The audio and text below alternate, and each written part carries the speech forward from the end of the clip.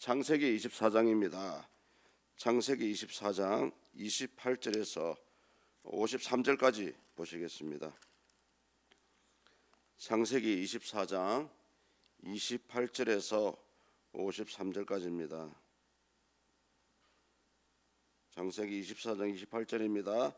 소녀가 달려가서 이 일을 어머니 집에 알렸더니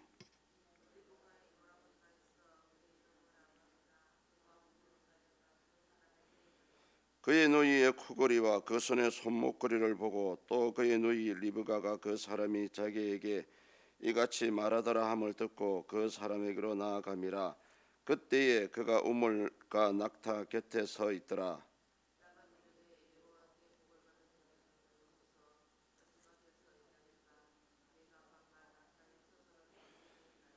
그 사람이 그 집으로 들어가매 라반이 낙타의 짐을 부리고 집과 사료를 낙타에게 주고 그 사람의 발과 그의 동행자들의 발 씻을 물을 주고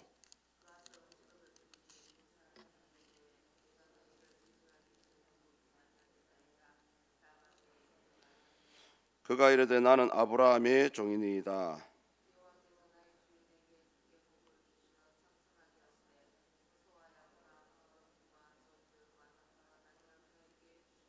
나의 주인의 아내 사라가 노년에 나의 주인에게 아들을 낳으며 주인이 그의 모든 소유를 그 아들에게 주었나이다.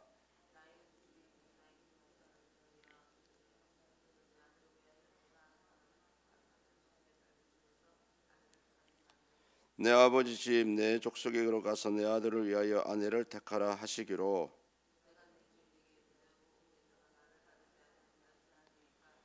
주인이 내게 이르되 내가 섬기는 여호와께서 그의 사제를 너와 함께 보내어 내게 평탄한 길을 주시리니 너는 내 족속 중 내 아버지 집에서 내 아들을 위하여 아내를 택할 것이니라.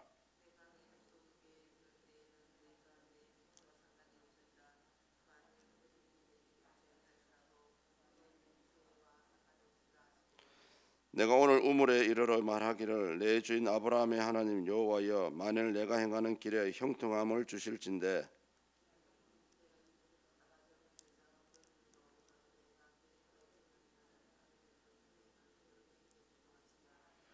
그의 대답이 당신은 마시라 내가 또 당신의 낙타를 위하여도 기르리라 하면 그 여자는 여호와께서 내 주인의 아들을 위하여 정하여 주신 자가 되리이다 하며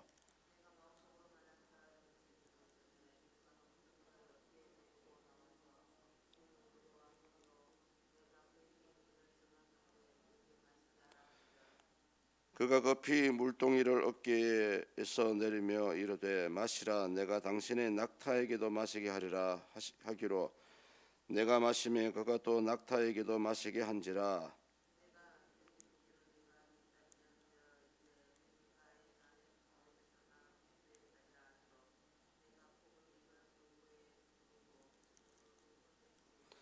내 주인 아브라함의 하나님 여호와께서 나를 바른 길로 인도하사 나의 주인의 동생의 딸을 그의 아들을 위하여 택하게 하셨으므로 내가 머리를 숙여 그에게 경배하고 찬송하였나이다.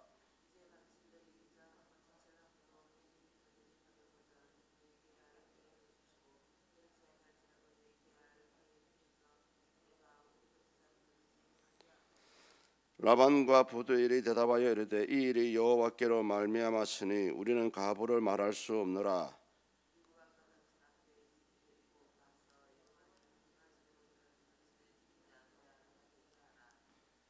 아브라함의 종이 그들의 말을 듣고 땅에 엎드려 여호와께 절하고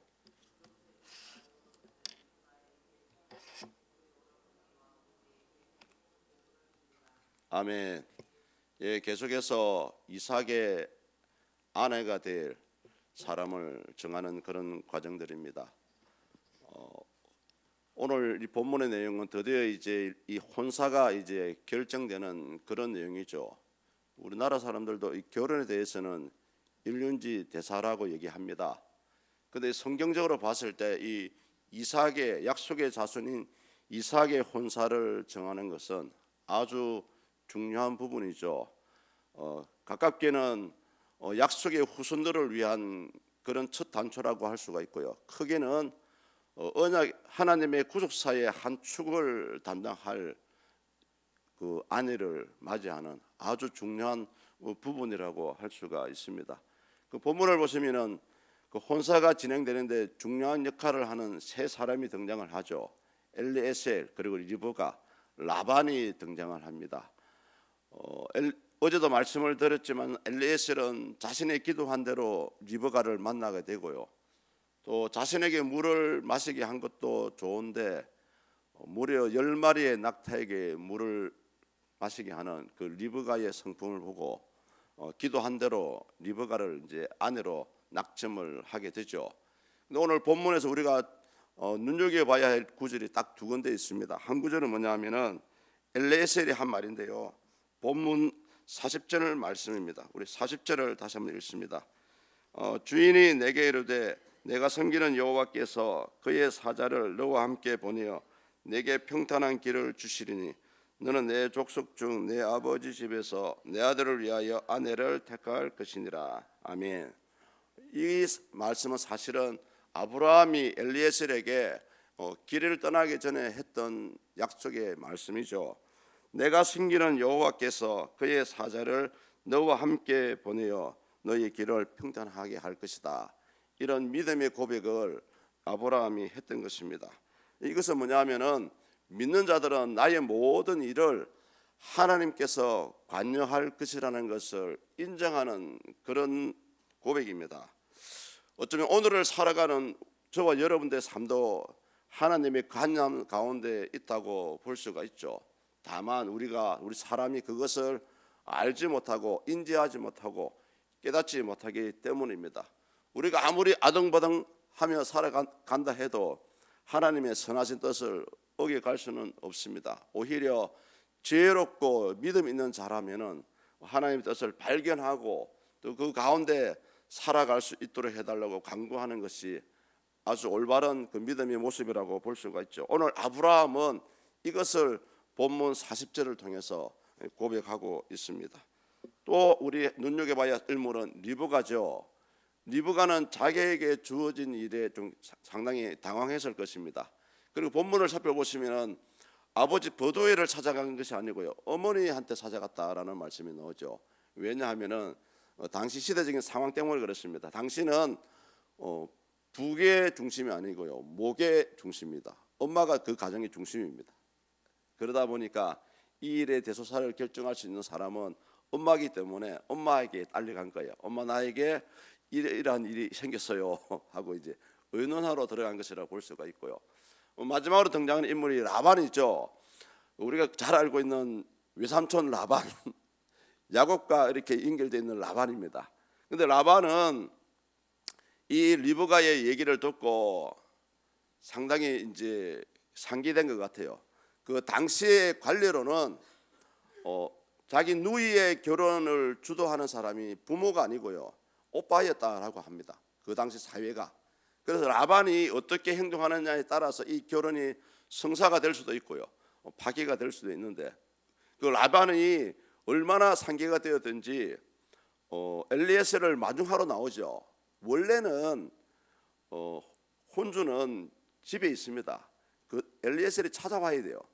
그런데 그런 관리를 어기고 라반이 달려간 거예요. 그 두 가지 이유가 있다라고 신학자들은 얘기합니다. 한 가지는 뭐냐면은 그래도 엘리에셀이 우리 친족에 관계된 사람이기 때문에 반가워가지고 또 격식을 갖추는 의미로 밖에 나가서 마주했다라는 얘기도 있고요. 또 한 가지는 뭐냐 하면은 이 엘리에셀이 주인이 부자라는 사실을 알았어요. 사실 라반은 우리가 야곱을 통해서도 알 수 있지만 굉장히 욕심이 많았던 사람입니다. 그래서 자기에게도 뭔가 고물이 떨어질까 싶어가지고 이렇게 나가서 극진하게 대접을 했습니다. 그런데 중요한 것은 뭐냐면은 이 리브가의 혼사를 결정하면서 라반과 자기 아버지 버두엘이 고백한 말씀이 있습니다. 아주 중요하죠. 우리 50절을 같이 읽습니다. 50절입니다. 라반과 버두엘이 대답하여 이르되 이 일이 여호와께로 말미암았으니 우리는 가부를 말할 수 없노라. 아멘. 아주 중요한 말씀이죠. 하나님께로부터 시작된 일이라면은 그 누구도 막을 수 없다. 또는 우리는 선이든 악이든 간에 이에 대해서 평가를 할 수 없다라는 그런 고백을 합니다. 이들이 그러면서 이제 그 청혼을 흔쾌히 받아들이게 되죠. 성도님들, 사실 이 라반이나 브두엘은 아브라함이 친족이었지만 하나님을 섬기는 사람들이 아니었습니다. 이방 신을 섬기는 사람들이었어요. 그럼에도 불구하고 이 엘레셀의 설명을 듣고 이것이 아브라함이 섬기는 하나님께서 관여를 하셨구나라는 것을 인정을 한 겁니다. 불신자들도 하나님의 일을 하면은 흔쾌히 무조건 따라주는 모습을 여기서 우리가 발견할 수가 있죠. 그래서 우리 믿는 자들도 이 하나님의 뜻이라면은 과연 이것이 하나님께로 시작된 일이라면은 손해일 수도 있고 또 나에게 손해를 끼치는 일일 수도 있습니다만은 우리는 무조건 따라가야 한다는 것을 이 라반과 브두엘의 고백을 통해서 알 수가 있습니다. 저와 여러분들의 현실은 어떻습니까? 전혀 그렇지 않죠. 많은 분들이 우리가 예수님을 믿는다 하면서도 성경의 말씀을 보면서도 나에게 주시는 메시지임에도 불구하고 때로는 그것을 불순종하거나 놓치는 경우가 종종 있습니다. 그래서 우리는 다시 한번 우리의 신앙을 돌아볼 필요가 있고요. 사도행전 5장 29절에 보면은 이런 말씀이 나옵니다. 베드로와 사도들이 대답하여 이르되 사람보다 하나님께 순종하는 것이 마땅하니라. 초대교회 당시에 대제사장들은 이 베드로와 사도들이 예수 그리스도를 메시아다라고 선포하는 것을 굉장히 싫어했습니다. 그래서 그들이 이 복음 전하는 것을 막기 위해서 방해를 했죠. 그때에 베드로가 했던 말씀입니다. 우리가 당신들의 말을 듣는 것보다 하나님께 순종하는 것이 맞다라는 거죠. 성도님들, 우리가 이 땅에 살아가는 동안에 우리의 의지대로 살아갈 수도 있고요, 하나님의 뜻대로 살아갈 수도 있습니다. 저는 이 말씀을 준비하면서 매 순간순간마다 우리가 하나님의 뜻이 어디에 있는지는 알 수는 없습니다만, 그래도 주어진 말씀 안에서 그것이 하나님의 뜻이라면, 그리고 모든 나의 삶의 결정이 하나님께서 관여하는 것이라면 그 하나님의 뜻에 순종하고 살아갈 수 있어야 된다고 생각이 되어집니다. 이제 먼 미래도 아니고요, 이제 12월 달, 오늘 12월 1일이죠. 근데 어쩌면 우리 서문교회에 아주 중요한 선택의 순간이 왔습니다. 성도님들이 어떻게 결정을 하시고 어떠한 생각을 가지고 있는 것은 모르겠지만은 꼭 결정하기 전에 꼭 이런 기도를 좀 했으면 좋겠습니다. 하나님, 나의 결정이 하나님이 원하시는 뜻 안에 있기를 원합니다. 여러분, 이런 기도를 하시고 앞으로 다가올 공동의회를 참여했으면 좋겠습니다. 그리고 그것이 하나님의 뜻에 맞다면 다행히 우리 서문교의 복입니다. 그러나 그것이 하나님의 뜻에 어긋난다면 거기에 대한 많은 고통과 시행착오를 여러분들이 몸소 감당을 해야 됩니다. 그래서 성도님들, 어찌됐든 어떠한 길을 선택을 하시든 간에 하나님의 뜻 가운데서 기도하시면서 선택하시고요, 우리의 모든 삶의 결정이 사람에게 있는 것이 아니라 하나님께 있다라는 사실을 잊지 않고 살아갈 수 있는 우리 저와 여러분이 되었으면 좋겠습니다. 기도하시겠습니다. 하나님 아버지, 감사합니다. 라반과 브두엘은 하나님을 믿는 사람이 아니었습니다. 이방 사람임에도 불구하고 이것이 하나님의 뜻이라면 우리는 양당간에 아무것도 말할 수 없다라고 하면서 흔쾌히 리브가의 결혼을 승낙하는 그런 내용들을 바라봅니다. 하나님 아버지, 우리가 이 땅에 살아가면서 어떠한 환경을 맞이하고 어떤 결정을 해야 될 그런 시점에 갈 때마다 나의 생각이나 나의 욕심으로 구하지 않게 하시고 그것이 하나님의 뜻 가운데 있기를 기도하며 하나님의 의중을 물어볼 수 있는 우리 성도들이 될 수 있도록 축복하여 주시고 역사하여 주시옵소서. 하나님이 예비하신 선한 길로 가게 하셔서 이 서문의 공동체가 진정 이 대구 경북 이 안동을 깨우며 영혼을 살려내는 그런 복음의 방주가 될 수 있도록 하나님 역사하시고 축복하여 주시옵소서.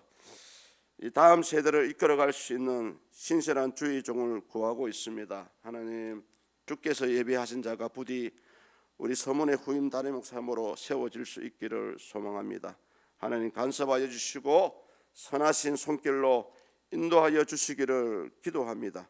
우리 김영수 목사님을 기억해 주시어서 하나님의 은혜로 도우심으로 회복되게 하셔서 그의 삶이, 그의 남은 삶이 하나님을 기쁘시게 하는 복된 삶이 될 수 있도록 주여 역사하여 주시옵소서. 부정한 종에게도 귀한 은혜와 능력을 더해 주시고 아버지 이곳에 주어진 귀한 사역을 열심히 다해 감당하게 하시되 또 하나님의 선하신 손길이 이 종을 이끌어가 주시기를 기도합니다.